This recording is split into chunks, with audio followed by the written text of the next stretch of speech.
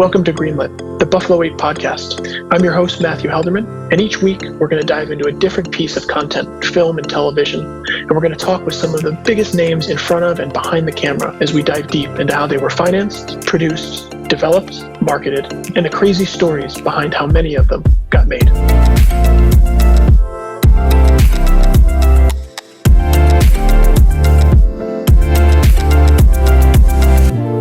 On today's episode of Greenlit, I'm chatting with actor and writer and producer, David Dastmalchian. On today's episode, I'm chatting with David Dastmalchian. David is one of those actors that you immediately see and say, oh, that guy. We were fortunate enough to work with David on a film called Teacher in 2018, directed by our colleague Adam Dick, and a great project and a really fun process of getting to spend time with David. Again, he's someone you look at and immediately recognize from films like Prisoners, which was a big breakout role for him, as well as The Dark Knight, and then also being now a part of the Ant-Man franchise. But above all that, David also has a really interesting story, having crafted one of the first pieces of content that helps him break into the business on a project called Animals. So today we're talking with David across a myriad of topics, and him working with big, well-known established directors like Denis Villeneuve, all the way down to working with David Lynch, which was one of his dreams. So without further ado, enjoy this wide-ranging conversation with our friend and colleague, David Dastmalchian. Welcome back to Greenlit. Today I'm talking with actor, producer, director, and a colleague of ours, David Dastmalchian. Dave, thanks for joining. Hey, thanks for having me. Great to see you. So we've made a couple of projects with David over the years, and we're actually here to talk about something that I think is sort of a new normal in the business, which is actors and performers and creators creating opportunities for themselves and using that as a launch pad for many things as a long-term strategy. And I know we're going to talk mainly about one specific project, and then I'd love to launch into a handful of other things that you've done over the years. I think you certainly have one of those faces where people recognize you from so many different things. And that's what's so interesting about your career, especially in the last 10 years or so. So I'd like to start with this project Animals and how Animals got greenlit. Then thanks for bringing Animals up. It's a project that's very near and dear to my heart. I'm looking at our South by Southwest poster in my office actually right now, and our trophy sits right there amidst all the other wonderful, cool things that I've collected over the years. I'm a bit of a collector. I grew up in Kansas City on comic books, movies, and horror. And so now that I get to have the job that I have is such an insane blessing. But to talk about Animals, I think it's important to talk about the build up to how that all came to be, which is what your question was. And so with a little prefacing, I moved from Kansas City to Chicago, studied acting at the theater school at DePaul University, where I got some incredible training as an actor and learned about the art of storytelling. Started to make my transition from college to the professional world of acting, which at that point was theater and the small amount of television film, mostly commercials in Chicago. And fortunately, at that point in my life, I was battling a near fatal addiction. And so struggling with addiction and mental illness and depression were things that had grown and grown and grown over the course of my collegiate experience, to the point that when I was ready to enter the adult world, if you will, I was completely handicapped by my own condition. So it required several years of hard work and a lot of miracles, but I did, thank God, finally get clean and sober and got the help that I needed.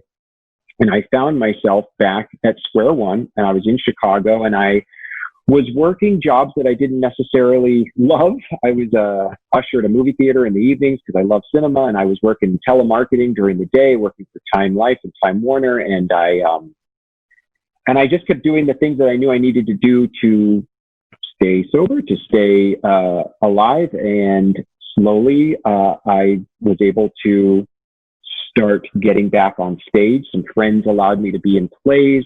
And that whole time, with the fear in me that had grown out of, will I ever be an actor again? I knew the healing and transformative power of writing. And so I was journaling constantly and I was writing constantly. I had this idea for this script based loosely on my experiences as an addict, which I called Animals. And I was writing it in both graphic novel form, short story form. Then I started to study the art of screenwriting, and I would go to the library and go online and see as much as I could learn about screenwriting. And I used notebooks and I wrote and I wrote and I wrote. And around that time, I was able to get some television commercial work. And one of the commercials, the first big commercial that I ever got cast in, which was the transition point for me into starting to make it as a professional actor where I didn't have another job, was doing cell phone and burger commercials, all directed by the incredible indie film legend, Chris Smith, who directed the documentary American Movie. He directed the Fire Fest documentary recently on Netflix and so many other films. But Chris and I really bonded, and he taught me a lot about acting on film. And he was very encouraging when I would say, you know, I'm writing something. Would you be willing to look at it and give me notes when you have a chance? Meanwhile, I knew that the commercials and the theater I was doing were creating great opportunities for myself. But my dream was to make movies and to work in television and film. So I started writing other scripts as well with my friends. We wrote a television concept that we shot as a web series that I think still exists on the YouTube to this day and maybe got 1,000 views, and it never took off and nobody bought it. But man, did we learn a ton about how to use $400 to budget a day of, you know, catering, location, equipment, crew.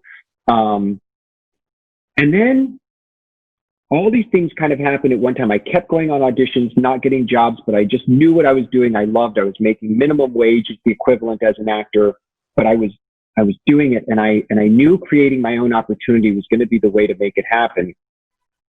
And all of a sudden, I got cast in this amazing, small but memorable role in The Dark Knight. And at that same time, I had now done about 30 rewrites on my drafts of Animals.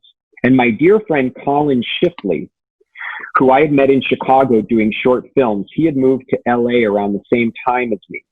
And I moved out to LA, and I was still writing that web show with my friends.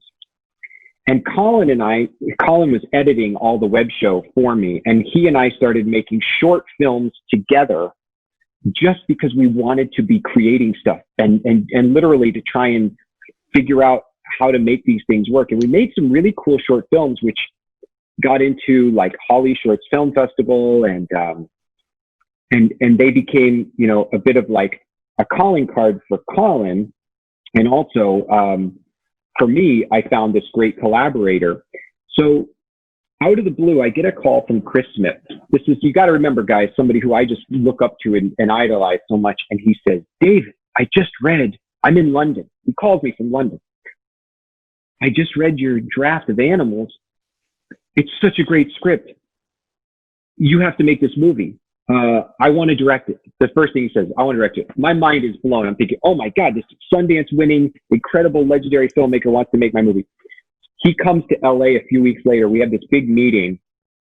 And I brought Colin with me because at that time, Colin was the one helping me with the script and really helping me beat out, like, what are these acts? And what is this, you know, crisis point mean? And how do we break the story and all these things that we're trying to do? And him and as a director and me as a writer and actor trying to piece that together. So Colin comes with me to this meeting with Chris with all this work that we've done visually and writing out and doing pictures, which are storyboards if you think about it, but we hadn't looked at it that way.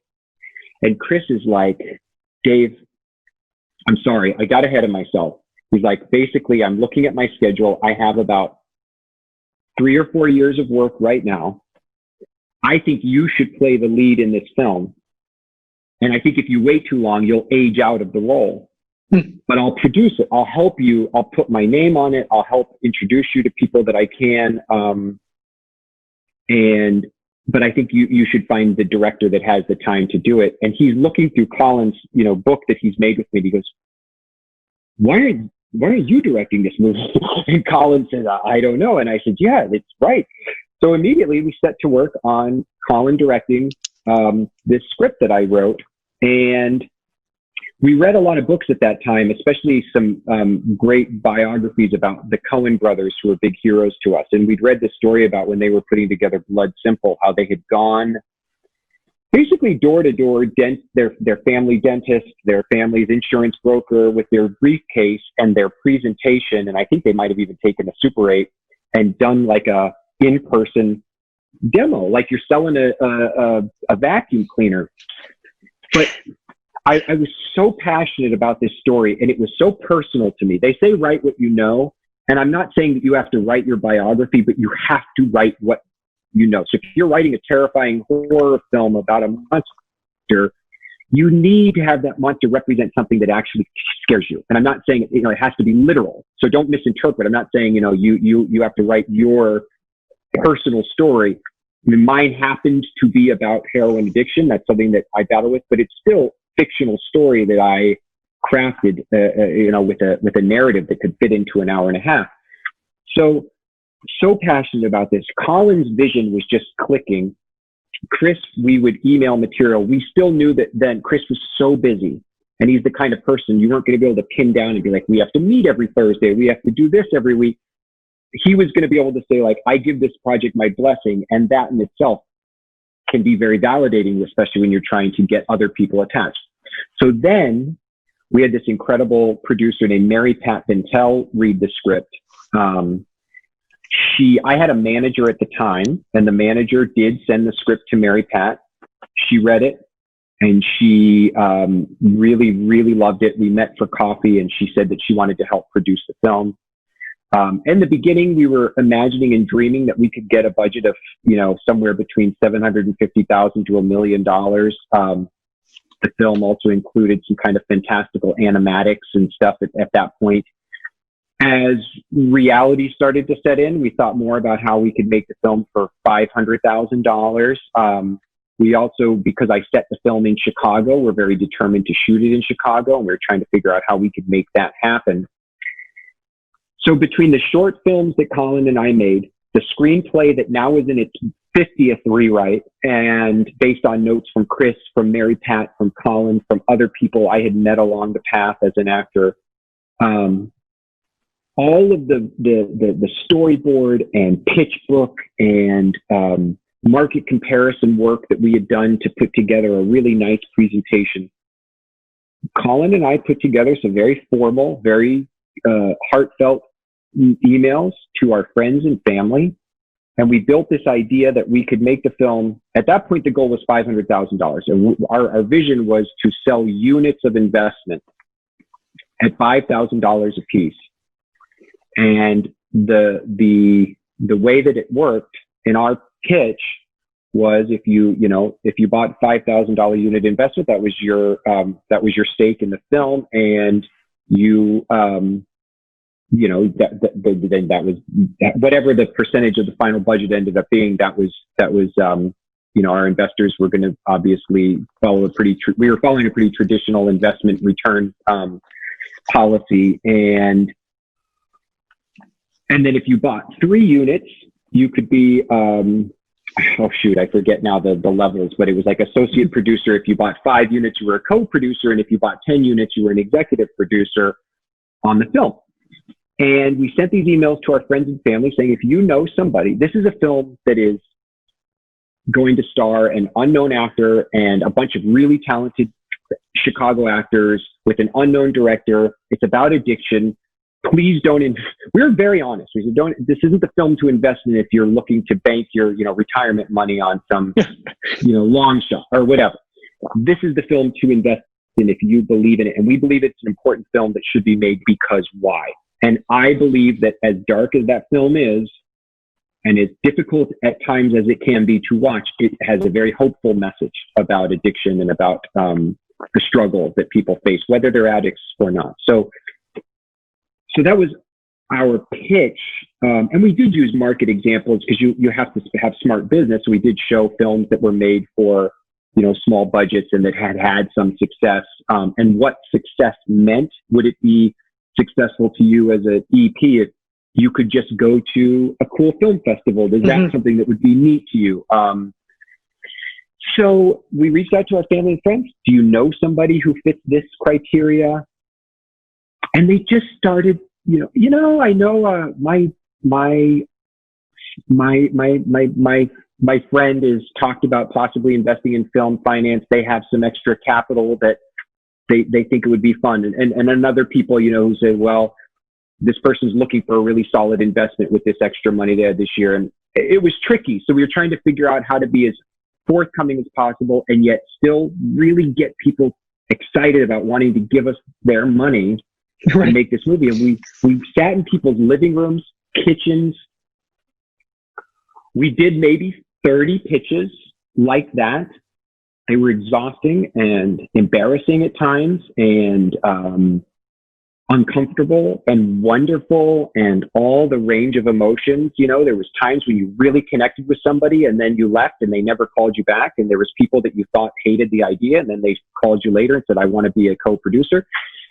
But ultimately, in the end, we were able to garner about $200,000 that we were close at locking.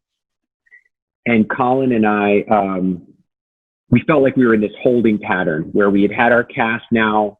We'd found the best actors for the roles. We had a crew that was ready to go. And so we looked again at the budget, and we worked with Mary Pat, and we worked with the city of Chicago, and we worked with everybody we could work with. Oh man, Matt, there's so many stories. I haven't let you say one word, but this is getting me going now. It's good, man. This is so crazy. So now that I'm remembering this, it's like, at one point, Chris said to us, you build it, they will come. The old phrase, Field of Dreams. Field of Dreams, yeah. So we just went, and at this point, I didn't have like a nest egg. I hadn't been in any big films yet. I had done The Dark Knight, which was an incredible, groundbreaking experience for me. I had shot Prisoners with Denis, which was my experience. I met Denis by taping an audition at a casting director's office and getting cast in Prisoners. But so I had shot Prisoners, but it hadn't come out yet. And we go back to Chicago, where I have all these connections. My wife quits her job. We said, well, we don't have any kids yet, so we only have maybe $5-6 grand, and then we were paying ourselves, but like minimum wage through the film. So I was maybe getting $750 a week or something, just to float. And we found Airbnbs. This is not something I would recommend to anybody watching this, but this is just to demonstrate how committed this group of people were to helping get this film made. People were working for basically between 100 and, at our top crew, like $175 a day. The director, Colin, myself, who is the actor, writer, producer, and I did background casting and locations. Our first AD, our production designer, our hair and makeup artist. We only had a budget for someone who could do both. So we had a hair and makeup artist, and our cinematographer, Larkin Donnelly. All 6 of us. I was able to get a 1-bedroom Airbnb in Chicago. I don't know how they agreed to that, but we did it. It had 1 shower, and we were on a rotating schedule. We were working committed to 12-hour days from start to finish, because we were paying people so little. We knew we weren't going to be able to afford overtime, and we didn't want to push our crew to the point where they felt resentful. So we were Colin planned his shots and his days so intensely with our first AD and DP that inevitably every day when something would go wrong, when like some permit that we had gotten and had been agreed to, they would say, no, you can't shoot here. We always had to adjust on the fly, but the planning and preparation was so well done that like we were able to, it was amazing. Get what we needed in. We never went over our days. And another really quick story that I think is really beneficial when you're thinking about this, what we lacked in cash, we had to make up in other realms. So one of the things was we knew we had this small camera package that we'd gotten an incredibly good deal on because we pitched our idea and the passion that we had for this film. So the camera package was small, but it was a great package, and we didn't have a production office, and we couldn't use the Airbnb. We had one actor in from out of town, and we by SAG rules needed her own place. So we got, obviously we weren't going to make her live with us. She didn't really know us that well. She was our female lead. So we got her own Airbnb, but it's like, where are we going to do our production office? I went to my old college and they said, sure, maybe we've got some empty offices, but there's going to be, you'd have to move on Tuesdays and Wednesdays or something. We're like, no, when you have a production office, it has to be an office. So I reached out to the alderman of the uptown neighborhood where I used to live, and I had campaigned for him back when he was running. He said, I know a real estate developer that may have some abandoned spaces right now that are open for the month. He put us in touch with this wonderful developer named Jay Michael, who I thought I was going to be able to get cash to continue to invest in the film. And he wasn't interested in cash, but what he did do was he made an incredible trade for us. He gave us this great space for an office right in the hub of our locations. It was so perfect, and it was huge, in exchange for shooting a commercial for his company. He had properties around Chicago. So we traded a really well-made commercial, which took time and energy that we didn't have, but we didn't have the cash. So we traded that in exchange for this amazing production office, which came so in hand. I mean, it was just such a clutch thing. But yeah, so this is 2013. We went to start shooting in July. We pushed schedule a couple of weeks because of snafus with, at one point, my two biggest investors both came in. One came in at 50 and another came in at north of 80. One of my investors got cold feet. One of my biggest investors, right as we were about to start filming, the same day that our biggest location, which was a hospital, who had agreed to let us shoot there for free because they were being charitable, the administrator read my script and thought it was offensive, and so they decided they weren't going to give us permission anymore. But one of my biggest investors said, I talked to somebody and I just don't think this is a good idea. And she said, maybe I'll give you $5,000 a week and you just send me footage so I can see. And at this point I had to do like our SAG deposits were due and peer deposits were due. I was like, it doesn't work like that. Like, I have to escrow this money. So that's where you learn how to just be I prayed a lot for sure. I can't say it was all skill, but I did have to keep my cool, instill in her the confidence that we were going to make something that she could be really proud of. And like I told you before, my wife, when she quit her job, and who had never worked in film before and came to be our art director and did a heck of a job, by the way, she worked for free. When we went to go do this, we said, well, this is the time in our lives when we can do this kind of risky, crazy, let's spend, a year of our lives doing this because we don't have kids yet. And we found out a few days before principal photography that my wife was pregnant. And we shot this movie in 22 days. Chris Smith came in major way because he had a post house in Milwaukee with a great editor. Because his company's home base was in Milwaukee, which is where he started his career. And so he let us do all of our posts in Milwaukee for free. And his assistant, who is also a great editor, our friend Amanda, she cut with Colin unfettered, and we had access to some incredible editors like Barry Polterman, who had an office in Milwaukee, who would give notes.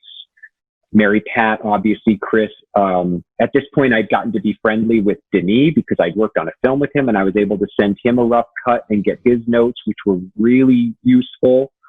And we submitted to South by Southwest the rough cut of the film, and it got in. And that following March, we were at South by. My wife was 8 months pregnant, and we won a grand jury prize, and the film was bought by Oscilloscope Labs at a few months after the festival, but we first made contact and started the conversation at South by. So I've now been talking straight for the last probably 45 minutes, but thank you for listening, Matt. I haven't told that story in such a long time, and it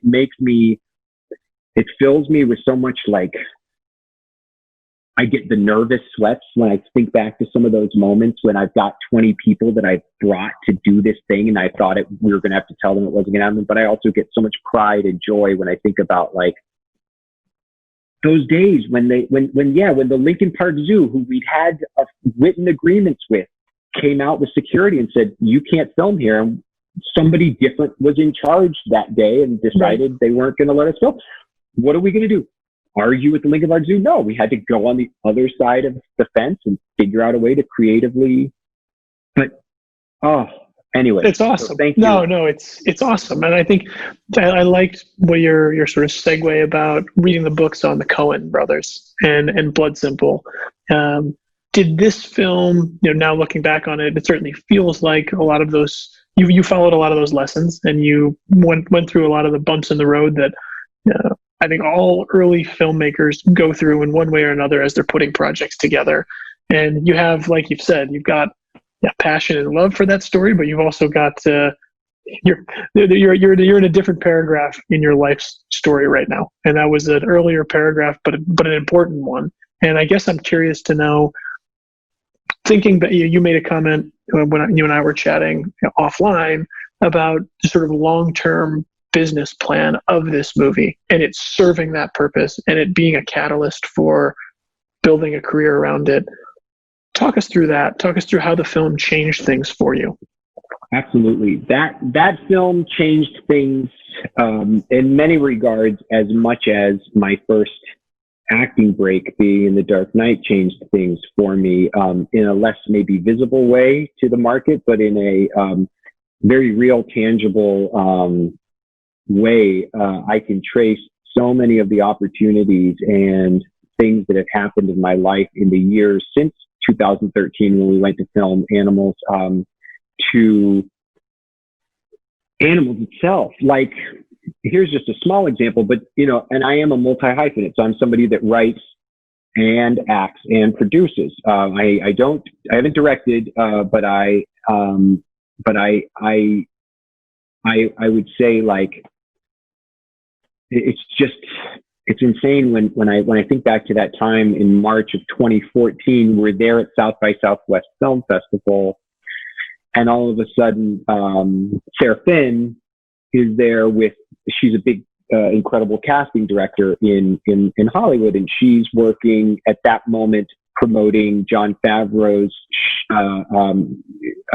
what was it called? Chef, right? Yep. Yeah. Yep. So he was launching that at South by, and Sarah, who's casting for Marvel, is totally, like, engaging with me and has now brought me in for this role that I don't think I would normally have been seen for in this upcoming Ant-Man franchise, which at that point was being directed by Edgar Wright.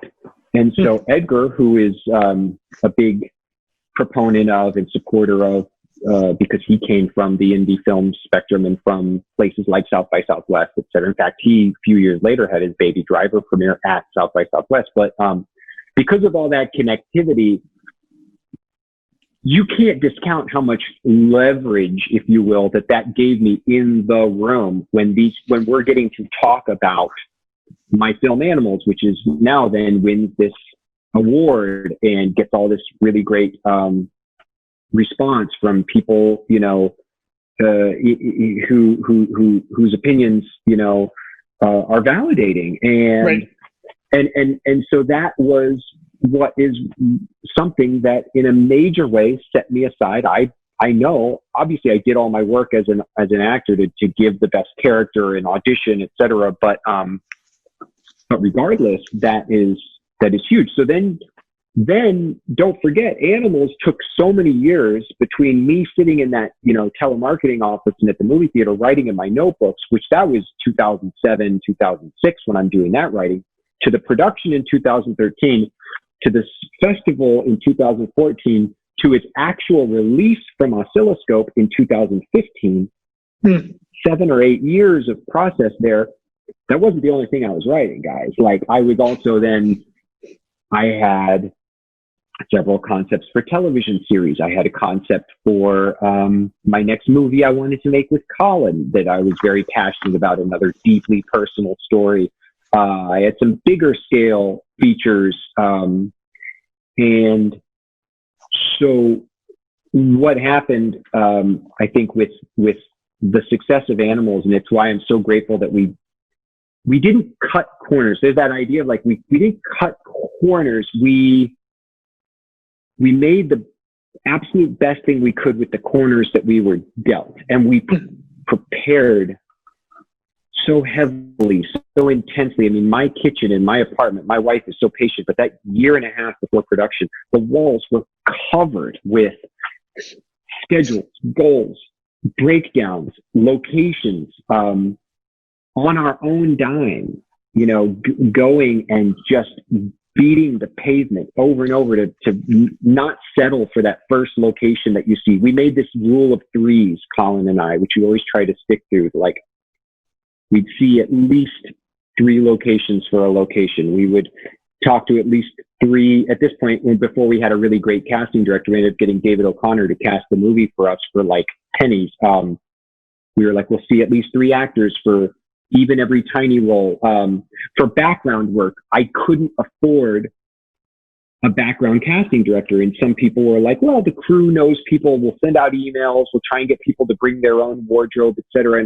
And we said, you can't cut that corner, because when you watch an independent film and the atmosphere isn't executed properly, it instantly takes you out. Just the same way that I think how lighting is so crucial when it comes to independent filmmaking. As soon as you see that sniff of, you know, still fresh out of film school or still learning how to use a package, it makes it so much harder for you to lose yourself in a story.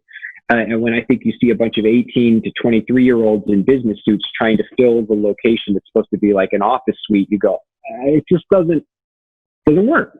So like a madman, on top of all the other things I was trying to do in the weeks leading up to production, I got this giant board in our production office, and I put posts on Craigslist, in all of the local papers and trades, on the internet. And it said, you know, like, be an extra in a movie. There's no pay.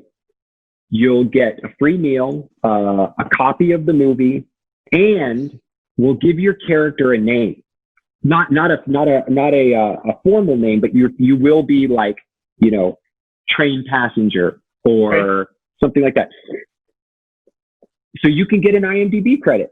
And if you look at the Animals IMDb, I mean, there are so many people in that cast, because that's what I had to offer people. But if you want that to happen, please send me a picture of yourself with your availability, your contact information, etc. So we had this board where I printed all those pictures, and we got hundreds of people sending us their pictures. We cut them all out, printed them about this big, put them on the wall with sticky tape, and we'd be looking at, okay, for this scene, let's grab these background. And we would always go for twice as many as we actually needed, which was perfect, because every time about half would show up on the day. So we always had, you know, I would email them and say, thank you so much for responding. Can you come on, you know, Tuesday, August 3rd from 10 a.m. to 8 p.m. and wear comfortable shoes and wear, you know, something that you would normally wear. There was a few times that I was like, can you specifically look like you'd be shopping in a record store or whatever? But it was mostly just come as you are. And yeah. I love the scrappiness, man. I mean, it's funny, the juxtaposition, and I want to go into 2 questions, but the first one is the juxtaposition of working that scrappily and also learning how to basically do every job from a production standpoint, which is what you do in making those movies, to then going and working in the Marvel and Disney world. How different of a change that must have felt like. How I guess curious how long that time period was between, like you said, there's the writing period, the production period, the release, and then the impact of that movie in getting Ant-Man eventually out of it. Yeah. What was that time frame? And then what was the huge sort of life-changing difference between those two processes? So I'll say it's really important to note, I think, two things that have served me very well are being a very goal-oriented person. So writing my goals down, as outlandish as they may be. I have a big board above my desk that it still gets updated on a monthly basis with the, monthly, biannual, annual, and life goals. And then I have smaller pieces that are weekly and monthly. And it's interesting. Some of those goals never changed, especially the ones at the top, but the process of getting there created so many opportunities, and opportunity is the other thing.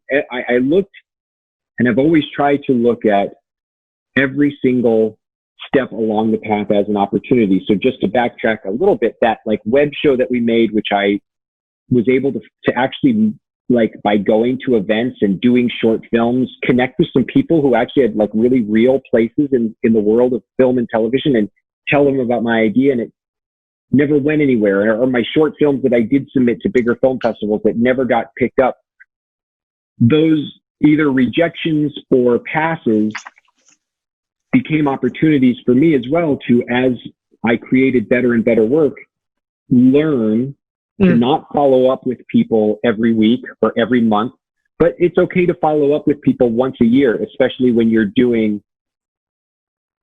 work is growing and you're starting to yield results.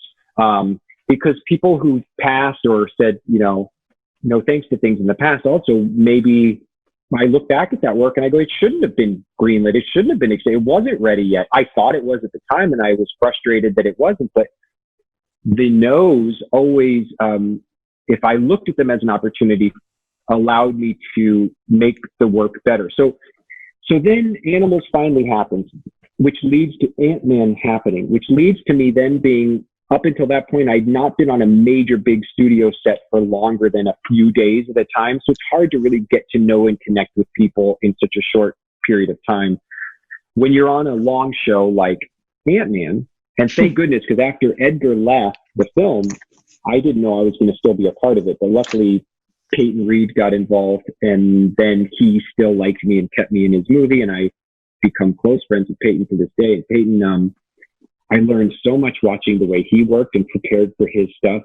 I learned so much watching the way that intense, large-scale, well-orchestrated crews were able to execute things. I learned so much and made good relationships with people in different departments, from the camera department to the props department, based on the success of, Animals. And then my name or presence, or whatever you want to call it, starting to grow in Hollywood, thanks to things like Ant-Man, and when Prisoners was finally released, and the response that my performance got there, the TV roles that I was starting to gain. I don't think I brought necessarily any like what they would call like bankable value, but maybe credibility value to project. It helped me to get in the door to be considered for more and more work, which is, when they say work begets work, it really does. Like, oh, that guy, he made that movie at South by that's on Showtime now. And that guy, oh yeah, he's in a Marvel movie, so he must have, it just helps you get a few steps. And then the steps kept getting further and further in. And I'm watching, and next thing I know, I'm on the set of this really, one of my favorite auteur filmmakers, Michel Franco. He's from Mexico, and he just makes incredible films. He's won numerous awards at Cannes Film Festival. But he had cast me in a film that he was making called Chronic, starring Tim Roth. Two of the producers on that film approached me one day and said, oh, we saw Animals, congratulations. Like, we had heard about it and it was great. What else are you working on? And at that point, Colin and I were putting together our next film package, and called All Creatures Here Below. And I said, I've got the script. I could really use your notes if you've got thoughts on it. And they read the script, and they said, just the way Chris called me, they called me and were like, we love this script so much. We want to help you get this made. it's so interesting, Matt, because then the process of certain things did speed up in an interesting way. It wasn't like automatically the money was there, but the ability to get to legitimate and larger sources of capital just grew because of what had been accomplished in the past. And because our vision, I don't think, was outlandishly unrealistic. It wasn't like we're going to jump from a $200,000 movie to a $50 million movie, which isn't to say outlandish. If you're out there, you're watching this, and your dream is to make that $50 million movie, go do it. For us, especially with the script that we had that we were really passionate about for All Creatures, we were like, we're not doing another $200,000 movie, but we would be very, very grateful to do something in that, 500 to 1.5 space. And we actually landed right in there. When we finally, and these producers had connections to private finance, to really, some really great opportunities. Some who came back offering to, make the film with us, but if we will go back down to 200,000, we were like, no. We also had some big, casting questions along the way, and then ultimately we found a great partner. And it was interesting because then, even at, let's say you're making a movie for $750,000, just as an example. And that sounds like a lot of money, and you're going to make it in 24 days, and you're going to shoot, with a smaller crew and, in locations that are friendly. The challenges are always going to arise. And even though my script was relatively simple, there was lots of driving stuff, which can get expensive. There was also a baby, which is insanely hard to do and insanely expensive. But because of my connections on things like Ant-Man, I could send an email to Russell Bobbitt, head of Marvel Props, because he's now a friend of mine, and say, hey, man, do you have any suggestions on how to solve a problem like a baby without a live baby 99% of the time? And being willing to put yourself out there and ask people for their help or guidance, I think is totally acceptable, as long as you're being respectful of people's time, as long as you're not asking too much, as long as you're not sending, 20-page emails. It was just, I had a couple of questions for Russell. There was also a cockfighting sequence that was going to be really hard to shoot. And I knew his experience with props and puppetry, maybe he would have some input. Sure enough, Russell, within a few days, sent me back really great ideas on how to solve these problems. And he let us use the prop that he built for The Hangover, the baby, Carlos, that they used in The Hangover, for nothing. Basically, we had to pay a fee to his company, but we rented it for a song, because that's a very expensive prop we would not have been able to afford on our budget. And we got to use that during the film. And also the fact that Animals was what it was when Karen Gillan, who the deal with our financier and everything was, they wanted to go after 3 big names for the lead female role in All Creatures Here Below. If that didn't work out, they were comfortable still financing the film with just an audition, long, process of casting, because they believed in the script so much. But they did want a chance to go after some big names to help, the appeal of the film. And so we agreed, because he didn't want to get caught up in this. We're 3 years of sending it out to big names and waiting for, the agent game to play itself out, which can be so taxing on your spirit. So they went to 3 names, Karen being one of them. She watched Animals. She loved the script. Having that, even though it was a small $200,000 film, to show how we could work, and then to read this new script and her respond to it, she wanted to be in this movie. And this is somebody coming off of the Guardians of the freaking Galaxy, coming off of Jumanji, wanting to star in our movie, which is, you're not going to have a trailer, you're not going to have, any of the luxuries that you're coming from.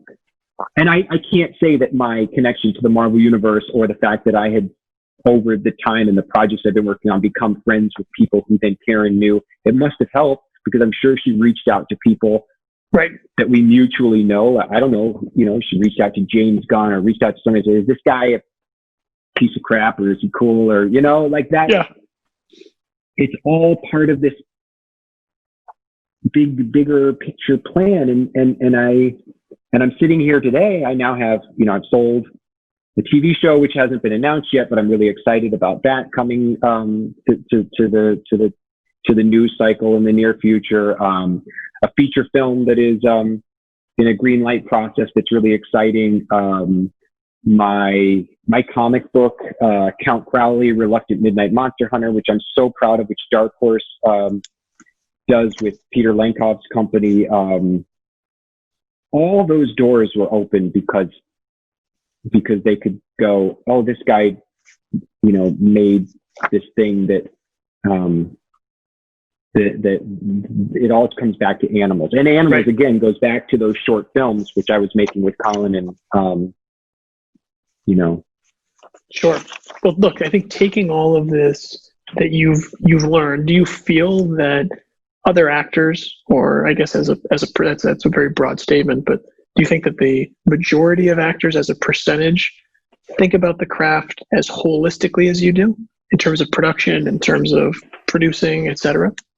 I definitely think it helps me in that regard. I think that I don't think it's necessary by any means. So if you're an actor and you're watching this and you're just curious about how this stuff works and you don't have the fire in your belly to write and produce the things, then obviously there's no shame in that. Like the same comes with, like, for me, I don't have the fire in my belly to direct. So I don't think it would be right of me to try and sit in a director's chair until I get that fire, because it's such a demanding job. Just like being a gaffer is such a demanding job, and a sound guy is such a demanding job. But because of my experience putting these projects together and seeing the struggles that people go through, if absolutely nothing else, as an actor, it has made me intensely respectful of time. And there is very few things that will make me not want to work with an actor again than even like difficult personality. I can tolerate like gruff or difficult personalities or like snobs or any of that stuff, as long as the time that is scheduled to be worked and that is on set is handled professionally. You'd be surprised. You would be surprised how many people feel entitled to be late to work, to take their time doing things that are, whether it's no one's fault, someone's fault, their fault. We need to be on set at this time. You need to, in between takes, zip your lip and just allow the team to get the thing going and work from a place that is collaborative. So as an actor, I feel grateful that I was given so much perspective on the way in which other people have to do their jobs to make a fully well executed product, and understand that at the end of the day, it makes me look better. I tried to do that with Teacher, which is a film that we collaborated on. Adam Dick's incredible, very personal drama. He made this film. He prepared the heck out of it for years. He worked very hard preparing that film and getting it all set and getting it ready. But it was, my wife and I talk about it often, that was one of the harder psychologically more challenging roles I've done in my career. And so nights at home weren't always the best. I think it was hard to get out of the dark place that I was going to being James, but that's also my job to be able to like understand how to turn those, false emotions on and off. But it was a very, very and it was also very physically demanding, even though there isn't a lot of action in that film. The way he, interacts with his own mental breakdown is a very physical performance. And so it was very hard on me, but I tried my absolute best to, always be as absolutely ready as possible to save us time, because I knew we were on a tight schedule, by not only being prepared, making strong choices, but also by in between the takes, even though I was really suffering, or not suffering, that's too strong a word, but I was struggling mentally during some of that process, just because that character was so challenging. Trying to bring some lightness to that set and make sure everybody was having a good time and feeling like they were appreciated. And I think that's one of the reasons Adam and I just worked so well together, because he has that same attitude. And even on the most frustrating days, like, our ability to laugh and in between takes, just not like be as neat, be as least needy as possible, and like just enjoy Sure. that process. That was really important. Well, it's a good segue. I know we're almost up on time here, so I'll keep it to the point. You've worked with some of the biggest directors in the world, Chris Nolan, Denis Villeneuve, I believe even David Lynch recently. Speaking of my goals, that was on the top of my list. When I moved to Los Angeles, it was work with the Muppets, be a James Bond villain, and work with David Lynch. Those were my 3 career life goals. The David Lynch thing, it happened because I was submitting myself for short films 10 years ago that didn't pay, your pay was getting a DVD. And I was doing that because I wanted the experience. And the casting director of that short film was an assistant to the casting director of David Lynch's films. And so I did my very best to impress her because that was one of my life goals. And she remembered me and she brought me in for him 6-7 years later. And I got to work with him. Wow. But sorry, go ahead. Yes. No. I mean, I think taking now these experiences of, I often use the phrase that the people I find most successful and oftentimes most interesting in this business are people that have a foot sort of on both sides. They have a foot in the creative side and they have the foot in the sort of practical, both business and production world. You clearly have done an incredible job of balancing that, carrying that forward now to having worked with some of the biggest directors in the world, directors that I know myself and I know a lot of people are just totally obsessed with. Has it changed the way you think about working with them? Has it changed the way you think about learning from them? Does it make you think about the process completely differently than other people that are on those sets? It's been, if anything, the only change that has happened is that it's been so reaffirming about my instincts and my gut feelings about what it is, what it takes to make the stuff that you can really sink your teeth into, to make the stuff that you can be really proud of, the stuff that has a lasting effect. There's always going to be that genius, talent, whatever factor that is the, intangible, but the consistent thing between, let's say, Colin making Animals on $200,000 with me in Chicago, and then watching the way that Christopher Nolan works, or Denis works, or David works, or any of the great directors that I've had the opportunity to be around. The preparation is impeccable. Like when I would watch Peyton Reed and we're doing an Ant-Man sequence that is so complicated, and his preparation, his deep understanding and knowledge of how the scene is going to have to work, which causes him to carry his leadership role with such great grace and confidence.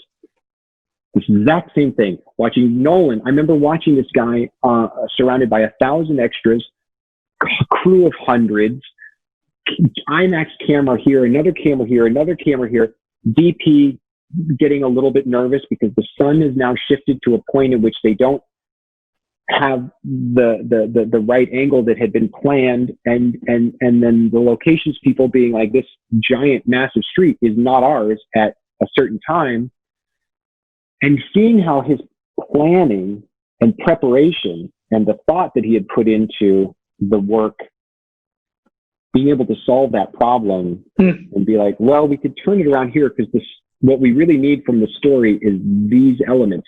So can we get these elements from here? We had said we really want to be able to see this. Oh, and the nice discovery is if we look over here, we also are going to get to catch a little glimmer of this here. So let's do this, make an adjustment. They shoot. It works perfectly. It's a moment that's in the film that I think is really cool. I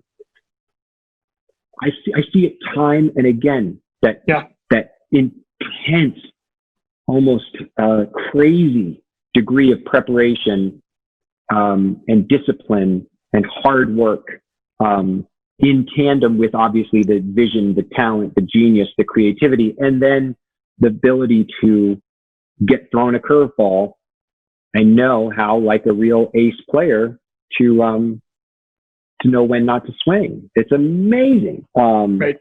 And so it just really affirmed that for me. It also affirmed one other thing that's really important is the value of kindness and how you treat people, because all of these amazing directors that I've gotten to be around who work at the top of their games, they are the tops of their games are just really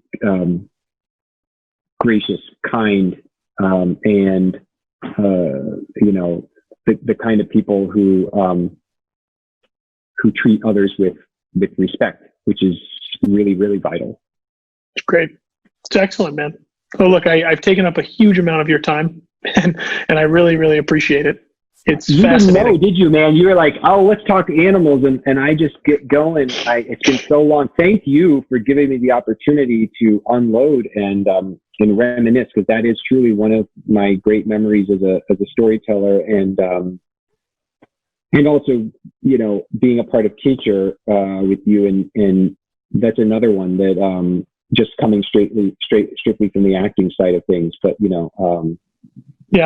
it was a phenomenal experience. It's been great getting to know you. Been great getting to work with you. I've been a fan of the roles, obviously, you've done that are, again, with some of those incredible masters of cinema. And you're a good dude at the end of the day as well, which is always a nice thing to find out. Thank you, sir. I appreciate it. I hope you're staying healthy and happy and as sane as possible in this crazy time. And everybody, who's checked in to enjoy this conversation, I hope that you're staying safe and healthy. And I can't wait till we're all back on set and making more stories for people to enjoy. Agreed, man. Well, again, have a good afternoon. Thank you so much, David, and we will catch up soon. Thanks, man. Thanks, dude. Thank you all for listening to another episode of Greenlit, the Buffalo 8 podcast. For financing questions, feel free to contact us at Bondit Media Capital at info@bondit.us. For production, development, and distribution questions, feel free to contact us at Buffalo 8, info@buffalo8.com. We'd love to hear from you and hope you'll continue listening to the podcast episodes ahead.